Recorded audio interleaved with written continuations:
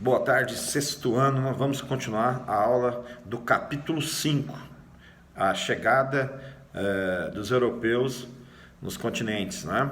E nós vamos destacar nesse continente aqui a chegada no continente americano. E nesse continente nós já falamos do povo asteca e do povo maia. E agora nós queremos destacar os incas, que são chamados de os filhos do sol. Filhos do sol. Eles entendiam que o sol era Deus e eles eram filhos do Deus, então filhos do Deus Sol. Inclusive tem uma praça nossa aqui que leva o nome Praça do Sol. As pessoas acham que é simplesmente o Sol, né, pela questão do astro. Não, é uma questão da cultura inca, e esse sol, inclusive tem alguns medalhões que tem um desenho de um grande sol. Você pode perceber esse desenho aí na bandeira da Argentina, né, do Uruguai. É um deus inca, bacana. Os incas, contrário dos outros povos que nós estamos trabalhando, eles não tinham aquela vida doce como os outros foram apresentados. Por quê? Eles tinham um sentimento de busca de domínio. Eles queriam construir impérios, ou seja, além de ter o seu território, além de sobreviver no seu território, isso qualquer um faz. Só que eles estendiam o seu domínio, avançava e capturava os povos vizinhos. Então, ao contrário do asteca e contrário do maia, o povo inca quer fazer um domínio territorial, quer conquistar um império, tá bom? Lembra disso, é um povo que tem uma visão imperialista, né? Igual grandes nações aí que nós conhecemos. Bacana. A base da economia, da mesma forma como todo mundo, incas, astecas e maias, é a agricultura, tá bom? Eu queria destacar alguns saberes que as pessoas ficam questionando, né? Como que aquele povo sabia disso? Primeiro, os saberes deles lá no terreno, né? No campo da agricultura ou da engenharia. Os terrenos eram super acidentados, e mesmo assim eles conseguiam em pequenas porções produzir muito alimento. Eles não deixavam, né, o seu terreno acidentado ser um empecilho para a sua produção. Então eles têm um terreno muito acidentado, mas produção grande. São marcados pelo grande conhecimento da matemática e da medicina. Quando se estuda esses povos, ficava assustado com o seu conhecimento matemático, com o seu conhecimento da medicina. Ok? Lembra que todo ano nós temos problemas com alagamento, né? Chove em janeiro, Goiânia, principalmente o pessoal Rio, São Paulo, sofre com alagamento. Esse pessoal aqui moravam em terrenos acidentados e não sofriam com alagamento. Eles tinham uma estrutura de engenharia que escoava a água com tranquilidade. É diferente do nosso, né? Toda chuva, bacana. Religião. Como já disse, o povo ele sempre tem uma visão de muitos deuses, adorava muitos deuses. Eu falei do Deus Sol, tinha vários outros deuses, e aqui eu queria destacar é que a religião para eles era um controle social. Quem era líder religioso controlava as pessoas. Então, toda vez que você vai ter a religião usando os líderes religiosos para controlar a pessoa, vamos chamar isso de religião de controle social, de domínio social.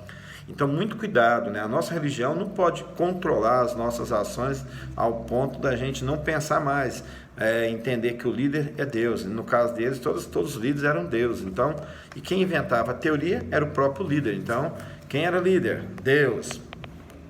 Tá, e como é que os incas, então, lidam com essa questão religiosa? Eles têm três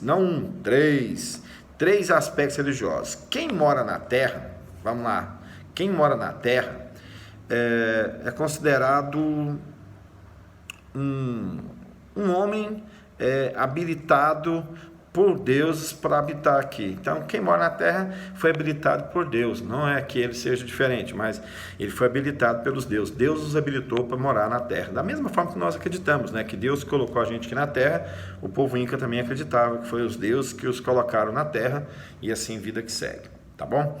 Então, o povo da Terra é o povo humano que foi habilitado pelos deuses para morar na Terra. A segunda visão é o mundo superior. Então, quem mora na Terra é o mundo comum. Agora, quem mora no mundo superior? Aí eles diziam o seguinte: é o mundo onde moram os deuses. Então você tem o mundo normal, que é a terra, habitação dos homens, que habilitados foram pelos deuses, e tem um mundo superior, que é o mundo dos deuses, né? A morada dos deuses. Quem mora no mundo sensível, superior, são os deuses. E tem uma diferença, tem um mundo inferior, tem o um mundo normal, a terra, tem o um mundo superior e tem o um mundo inferior. O que é o mundo inferior dos incas? Era a habitação daqueles que ainda não haviam nascido. Peraí, explica de novo. O Zé não nasceu ainda. O Zé vai nascer daqui a 10 anos. Então o Zé mora onde? No mundo superior? Não. O Zé não é Deus.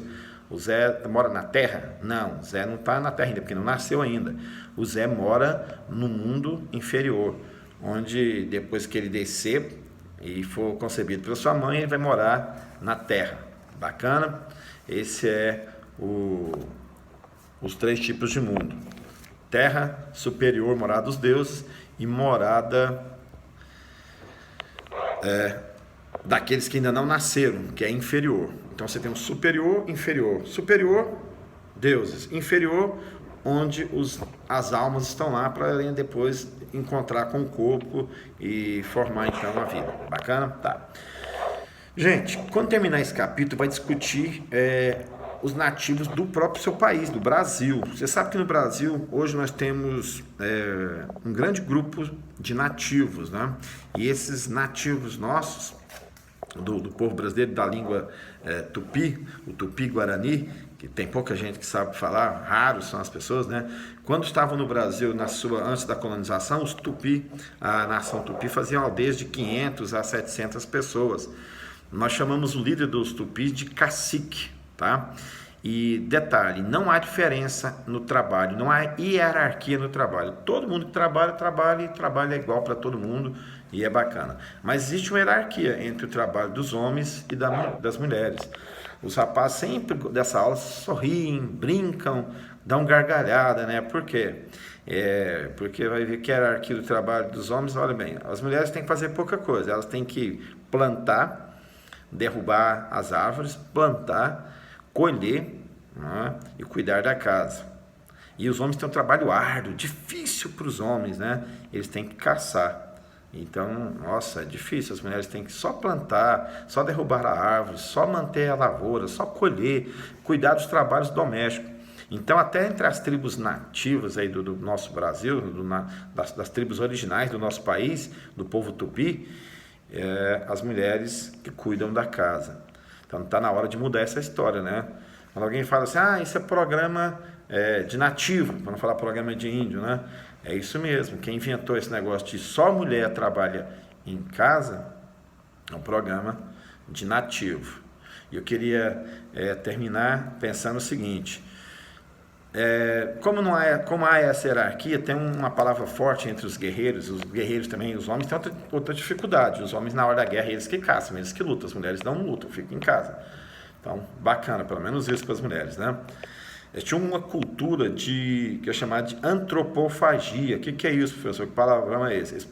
Essa palavra significa que o sacrifício dos indígenas em matar o outro guerreiro e comer essa carne do guerreiro, os ossos, o sangue do guerreiro, que aquela força, aquela coragem do guerreiro voltava, passava para ele, coisa de doido. Então, se eu mato um guerreiro e ele guerreiro lá, vamos fazer a analogia do futebol. Se eu vou lá e eu mato o Gabigol, então aí me alimento da carne do Gabigol. Depois, quando eu for jogar bola aqui na quadra do colégio, eu vou ser igual o Gabigol. Essa era a ideia deles. Então, se o cara era bom para jogar flecha, matava as pessoas lá na luta, uma vez que alimentando a carne dele, eu também se tornaria habilidoso igual ele. Para terminar, pense numa questão comigo. Nós temos mais de 800 mil nativos hoje. E sempre uma pergunta, né? As pessoas questionam, por que não vai lá naquela terra gigantesca que é dada ao povo nativo e toma a terra dele e dá uma pequena terrinha para ele, uma pensãozinha para ele e vida que segue? A pergunta minha é o seguinte, anota essa pergunta aí. A terra, afinal de contas, é do nativo, que ele morava aqui antes, você está vendo a história toda, não havia morador na terra, ele era o dono da terra, ou a terra é do governo federal e deve ser tomada dele. Responda isso, tá, no seu caderno. Olha, a terra do Brasil, o país Brasil, não é mais do nativo, é do governo federal. E diga por quê, responda por quê. Pare e pense nessa questão. Um grande abraço.